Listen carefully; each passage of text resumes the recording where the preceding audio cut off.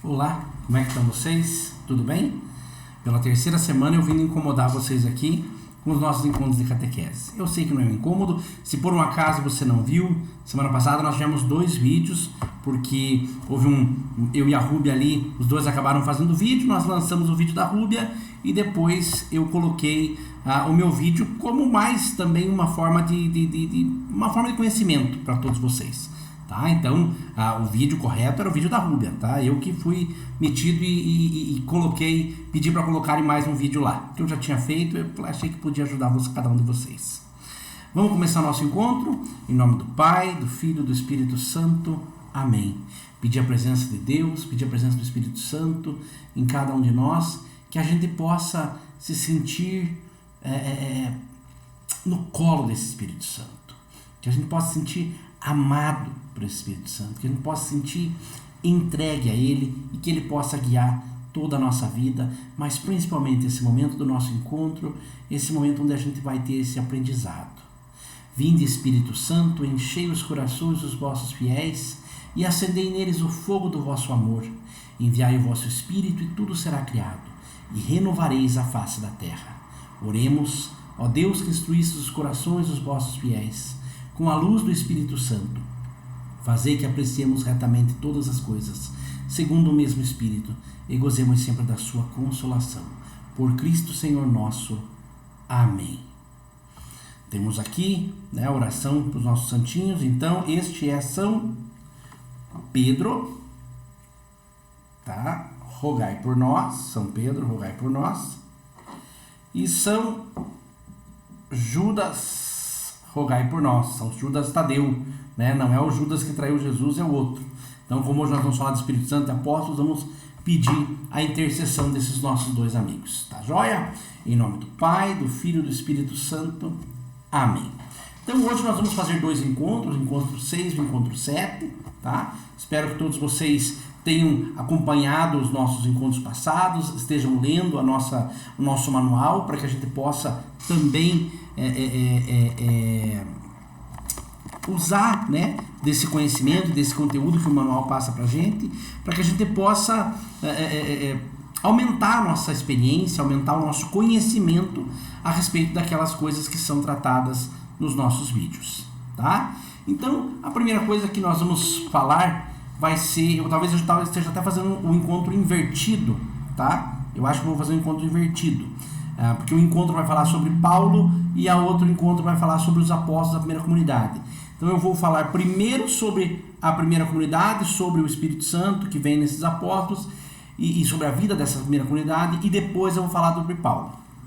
Então já peço para que vocês já deixem aí rapidamente nas mãos de vocês a Bíblia de vocês, para que vocês possam ler junto comigo. Daqui a pouco nós vamos fazer a leitura, tá? Até já vou passar qual é a leitura que vocês devem pegar. É Atos dos Apóstolos, tá? Capítulo 2, versículos 42 até o 47, tá? Mas nós não vamos ler agora, vai ter uma pequena introdução e daí a gente vai para a leitura do texto, mas já serve para vocês, se quiserem pausarem o vídeo e já pegarem, para que na hora que a gente vai pegar trabalhar com, no momento que a gente vai trabalhar mesmo com o texto, vocês já estejam com ele pronto, tá joia? Então Atos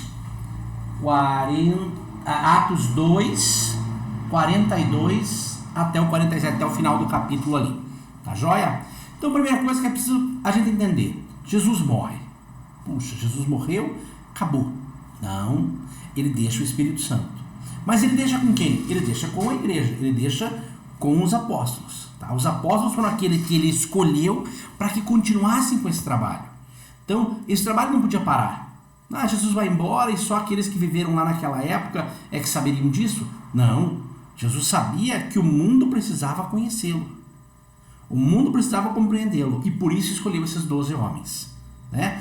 Tanto que Judas, logo depois, ele se suicida, logo depois que ele entrega Jesus, eles escolhem um outro apóstolo, né? Então eles mantêm aquela ideia dos 12 apóstolos, que hoje vêm se tornar os nossos bispos. Então os representantes dos apóstolos são os bispos. Se você for pegar Dom Sérgio, que é o nosso bispo, tá? Quem manda na diocese de Ponta Grossa é ele. O Papa não vai dizer se o Durval pode ser catequista ou não. Quem vai dizer é Dom Sérgio.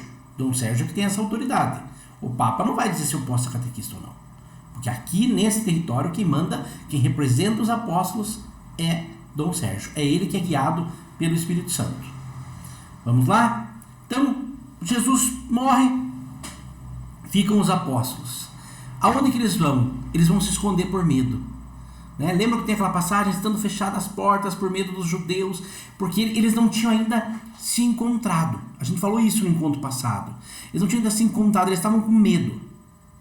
Aí, Jesus aparece para conversar com eles e eles são batizados.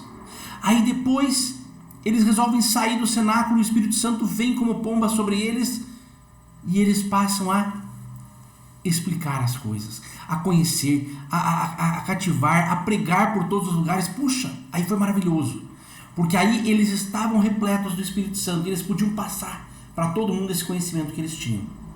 Então ali é que eles se encheram do Espírito Santo e foram para frente. E aí eles começam a criar as primeiras comunidades.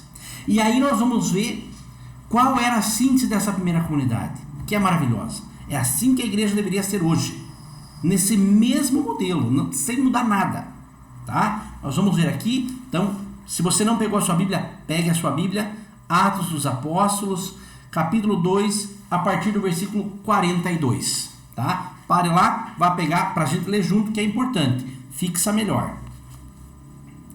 Eles mostravam-se assíduos aos ensinamentos dos apóstolos, à comunhão fraterna, à fração do pão e às orações. Apossava-se de todos o temor.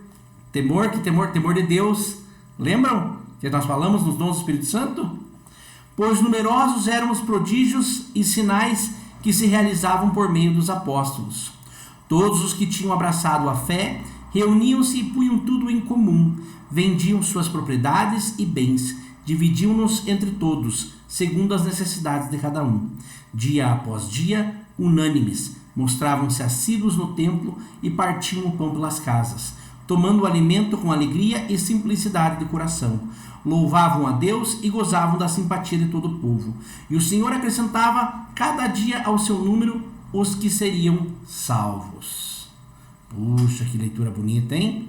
Vamos parar? Vamos ler de novo? Então, pausa o texto, vai ler de novo, e aí você volta no texto para a gente poder dar a explicação. Beleza?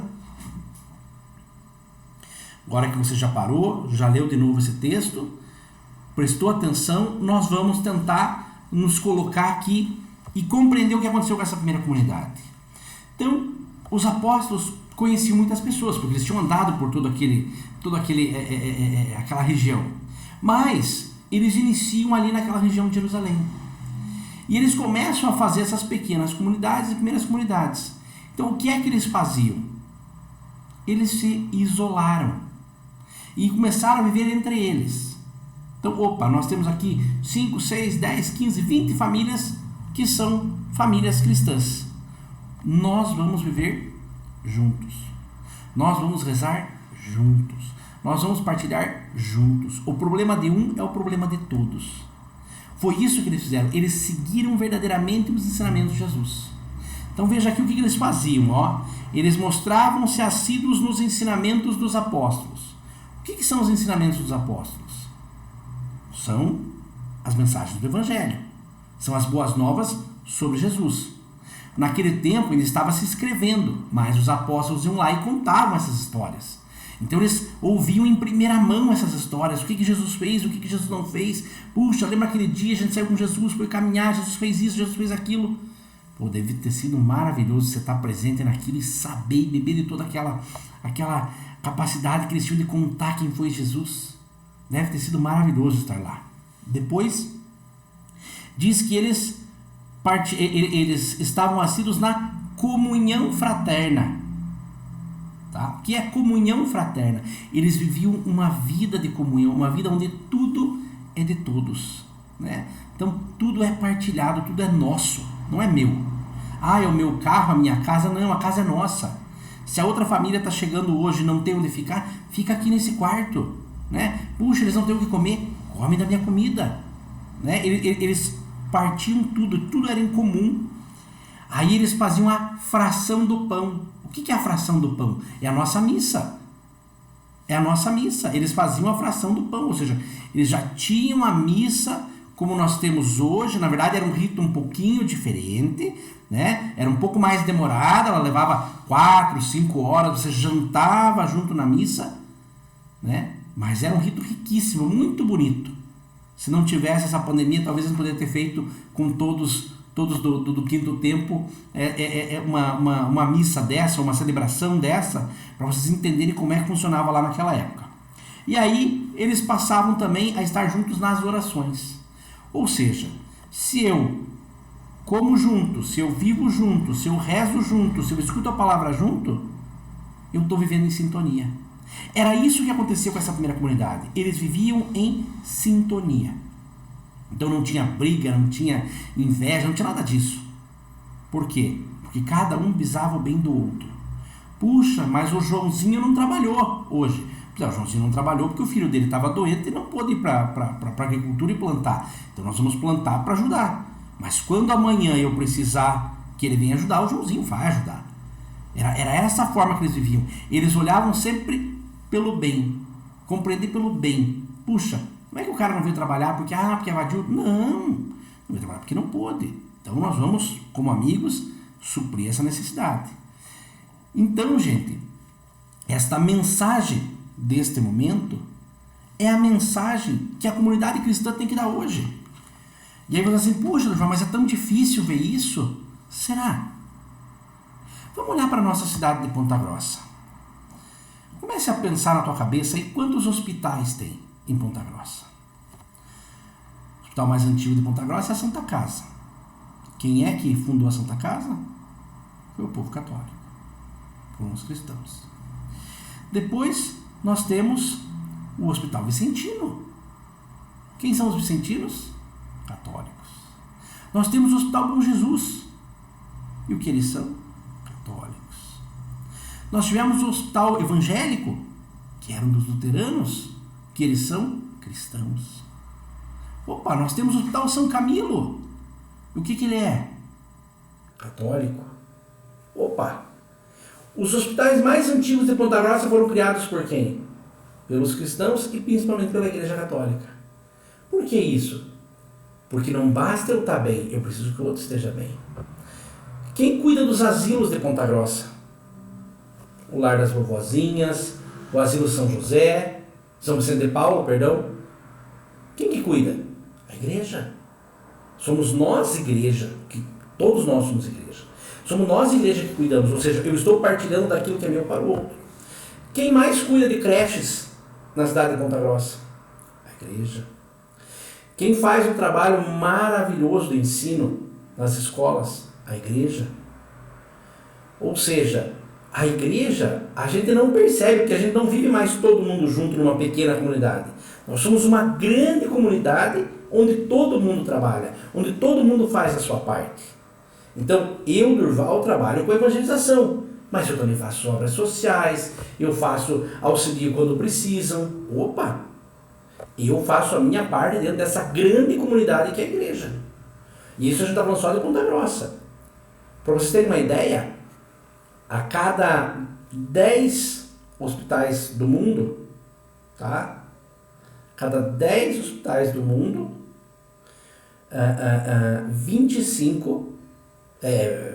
2,5 são da Igreja Católica. Você, é pouco?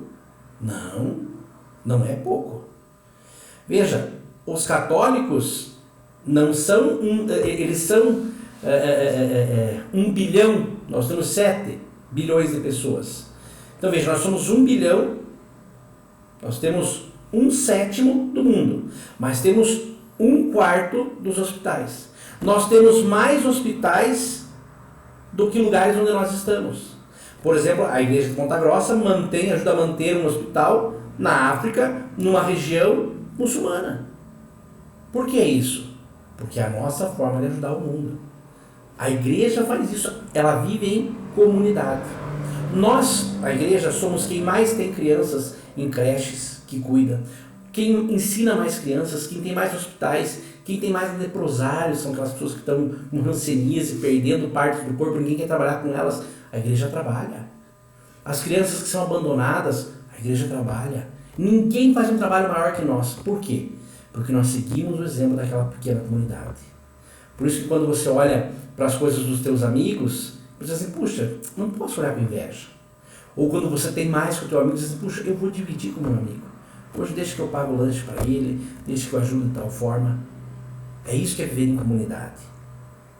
Quando meu amigo precisa que eu escute, que eu converse com ele, isso é viver em comunidade. Mas eu preciso viver em comunidade, eu preciso estar presente nas missas, porque nas missas eu tenho a fração do pão, nas missas eu escuto o evangelho, na missa eu me encontro com Deus. E é isso que a gente não pode esquecer, porque senão eu fico preocupado só em fazer o trabalho de caridade, mas eu não me encontro com Deus. Ou seja, eu tenho que ter o trabalho de caridade, eu tenho que ter essa vida em comunidade, mas ela tem que estar completamente ligada com Deus. Se eu junto as duas, perfeito. Se eu separo, não serve de nada. Só ficar rezando e não fazer nada para o próximo, não adianta. Só fazer as coisas para o próximo e não se encontrar com Deus, também não adianta. O cristão é aquele que consegue juntar os dois.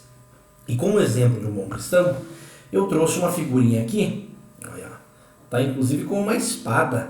Opa, deixa eu acertar aqui que o vídeo fica espelhado, então eu me bato um pouquinho. Esta espada aqui, oxalá vida, quem que é esse santo aqui? Esse é São Paulo, tá? Moxa, irmão, mas por que ele tem uma espada? Porque ele não guerreava com os outros, mas a espada afiada dele era a língua dele. Porque ele era aquele que combatia o bom combate, aquele que lutou ao lado de Deus e defendeu as coisas de Deus. A história de São Paulo você vai encontrar em vários lugares. Eu, por exemplo, tenho 2 livros aqui no escritório de São Paulo, tá? Esse aqui, um conta a história dele, né? Soldado de Deus, e o outro se chama Em Busca de São Paulo. Mas você tem diversos livros, tá? Que vão contar desta presença de São Paulo, a história dele, que é uma história muito legal. Eu vou tentar resumir um pouquinho essa história para que vocês tenham ideia e entendam o sentido da presença do Espírito Santo na vida de uma pessoa, né? O Espírito Santo, às vezes, a pessoa nem imagina, mas quando ele age, quando entra, acabou, mudou a vida completamente. Então, São Paulo era um judeu, vivia na região ali em volta de Jerusalém. Ele era discípulo do Gamaliel, que era um cara muito inteligente, que era um grande rabino, e ele seguia a religião judaica à risca. Era um chato, assim. Aqueles caras que estudam, que fazem tudo certo. Ele esteve presente na morte de Santo Estevão, que foi o primeiro mártir, um dos primeiros diáconos, né, o padroeiro dos diáconos, inclusive. Ele esteve presente nesse momento, ele viu apedrejar em tudo, esteve junto nessa condenação dele, porque ele era cristão, e ele perseguia os cristãos. Até que num dia, ele estava viajando para Damasco, ele estava de Jerusalém para Damasco ali, pelo deserto, né, vai seguindo de água em água, mas é uma caminhada de alguns dias. Tá? Se fôssemos de carro, talvez em 8, 10 horas fizéssemos esse caminho de Jerusalém a Damasco. De burrinho no deserto era muito mais difícil. A gente fala, né? Sabe aquela expressão, fulano caiu do cavalo, né? Lembra essa história de Paulo, que diz que Paulo caiu do cavalo. Ele não caiu do cavalo, né? Ele provavelmente tropeçou do lado de um burrinho, porque o burrinho carregava as coisas dele. Eles não tinham carro naquela época, então aonde que você punha a tua bagagem? No lombo do burro, e você vai andando puxando o burrinho, né? Não tinha cavalo lá naquela época. O cavalo árabe veio um pouquinho depois, tá? O que acontece? Ele está caminhando naquela estrada, e aí a história vai nos contar, e se vocês puderem ler essa história da conversão de São Paulo, ela é bem legal, ela está nos Atos dos Apóstolos, até inclusive indicado no nosso manual aí. Ele num determinado momento ele cai, né, como se tivesse caído do cavalo, mais ou menos essa expressão que se usa na Bíblia, mas ele cai e como se os olhos dele tivessem escamas e ele não conseguisse mais enxergar. E aí levam ele, quando ele cai, ele escuta a voz de Deus, e Deus fala, ele se chamava Saulo, não era Paulo ainda, né? Paulo ele vai se tornar depois, Paulo quer dizer pequeno, né? Ou seja, ele deve se fazer pequeno diante de Deus. E aí Jesus aparece numa voz que diz, Saulo, Saulo, por que me persegues? E aí ele, nessa coisa, resolve entender aquilo, e nesse momento acontece a conversão dele. Nesse momento ele passa a acreditar que Jesus realmente existe, que Jesus é Deus, e muda de vida, né? E realiza um ato de conversão, ou seja, acreditar que Jesus é Deus, o diabo tem certeza disso. A diferença é se você muda de vida ou não muda de vida, se você faz o caminho de conversão ou não. E ele faz esse caminho de conversão. Então ele vai até a cidade e ele mora com um ancião, e esse ancião ele vai morar lá mais ou menos uns 3 anos, isso não está na Bíblia, mas está em outros livros da mesma época. Ele vai morar uns 3 anos, tá? Com esse, eu acho que é Ananias o nome, agora me fugiu o nome, eu não marquei aqui na minha colinha, mas eu acho que é Ananias. Ele vai ensinar a Paulo, né, o que é ser um cristão. Porque veja, assim como vocês estão tendo catequese, ele, tudo bem, ele reconheceu e conhecia Jesus. Mas o que ele ia falar para as pessoas? Aí ele precisou estudar, aí ele precisou da catequese. Então ele também foi catequizado, para poder ser um grande catequista depois. Então ele recebe esse conhecimento, fica mais ou menos 3 anos lá, e aí muda o mundo. Aí ele muda o mundo, porque ele resolve sair e levar Jesus para o mundo inteiro. Porque os apóstolos tinham ficado um pouco naquela região onde eles estavam, e pregando apenas para os judeus. Porque na cabeça deles, Jesus estava entre os judeus, Jesus era judeu, ali era mais fácil de você explicar a ideia, entender, porque o judeu sabia que veria o Messias, tal. Aí Paulo fala assim, gente, não, nós temos que ir embora, nós temos que ir para mais longe, nós temos que ir para o mundo todo. E aí Paulo vai para várias cidades, vai para a Grécia, vai para a Turquia, onde hoje é a Grécia, onde hoje é a Turquia, né? E vai principalmente num lugar chamado Roma. E qual que é a importância de Roma? Roma era centro do Império Romano, Roma era a capital. Ou seja, na cabeça de Paulo, e depois Pedro vai entender isso, né? Puxa, se eu vou para Roma e eu converto o rei de Roma, puxa, eu vou converter todo mundo para Jesus. Eu vou fazer com que todo mundo compreenda Jesus. E aí a coisa vai mudar completamente. Então Paulo vai anunciar o Evangelho, ele faz 3 grandes viagens, viaja por bastante tempo, ele participa do primeiro concílio da igreja, que é onde vai ter um pouco dessa discussão, onde se nós vamos pregar só para os judeus, vamos pregar para os outros, precisa fazer a circuncisão, que era uma coisa que os judeus faziam, né? Que era cortar o prepúcio do pipizinho dos meninos, né? E eles falam, não precisa isso, porque eles não são mais judeus, agora eles são cristãos. Agora é uma outra realidade, é uma outra religiosidade, né? Nós pegamos aquilo de bom que tinha o judaísmo, pegamos toda a história judaica, todos os textos judaicos, mas aqui nós temos Cristo que supera tudo isso. Então ele é um homem que se deixa levar pelo Espírito Santo. O Espírito Santo passa a ser o condutor da vida dele. E aí ele acaba a sua vida junto com São Pedro. Provavelmente eles morrem entre o ano 64 e 67, não tem essa data bem certa, porque a marcação dos calendários era diferente naquela época. Eles morrem os dois, provavelmente um dia depois do outro. Pedro morre num dia, Paulo morre no outro, lá em Roma, né? Martirizados, eles são mortos, são assassinados por defender o nome de Jesus e defender a religião que vem a se tornar a religião católica, né? Não se chamava Igreja Católica Apostólica Romana, mas era a igreja, né? Era a igreja que depois vai ter esse nome, mas já são os mesmos bispos, os mesmos homens, a continuação, tem a mesma liturgia, os mesmos sacramentos, tudo, né? Nós somos essa herança e essa tradição. E aí o que acontece? Ele morre, e você pode se perguntar, puxa, mas Paulo passou por tanta coisa para morrer lá, né? Para deixar ser assassinado, por que Deus permitiu? Deus permitiu para que ele fosse um sinal de que era importante se entregar, nem que seja através da morte. Nós aqui no Ocidente não estamos acostumados com isso, mas um cristão na Síria, um cristão no Líbano, ele está acostumado com isso. Se ele tiver que morrer em nome de Deus, ele morre e não tem problema. Ele não vai se incomodar por isso, sabe? Ele sabe que ele vai se entregar, porque o Espírito Santo vai estar com ele e ele vai encontrar-se com Deus. Então, Paulo aceita isso. Tá? Paulo aceita ser essa presença do Espírito Santo, aceita morrer e se entregar por Jesus.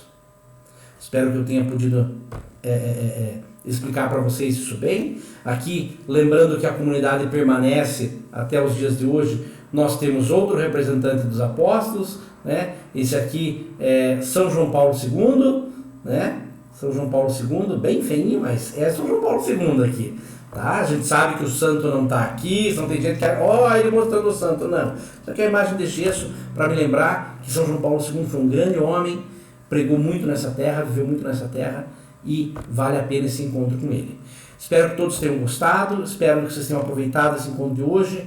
Falei bastante, como sempre, peço desculpas, mas eu acho que é uma forma da gente aprender e conhecer mais sobre as coisas da igreja. Vamos terminar com a nossa oração. Em nome do Pai, do Filho e do Espírito Santo. Amém. Pedir à Virgem Maria, Mãe dos Apóstolos, Mãe de Deus, Esposa do Espírito Santo, Mãe de Jesus Cristo, Filha amada do Pai, que nos ilumine, nos guarde e nos leve em todos os caminhos ao seu lado. E que quando nós morrermos, possamos nos encontrar com Nossa Senhora e ela possa nos dar um grande abraço. Ave Maria, cheia de graça, o Senhor é convosco. Bendita sois vós entre as mulheres e bendito é o fruto do vosso ventre, Jesus. Santa Maria, Mãe de Deus, rogai por nós, pecadores, agora e na hora de nossa morte. Amém. Em nome do Pai, do Filho e do Espírito Santo. Amém. São Paulo, São Pedro, São Judas, São João Paulo II, rogai por nós. Tchau, tchau e até uma próxima.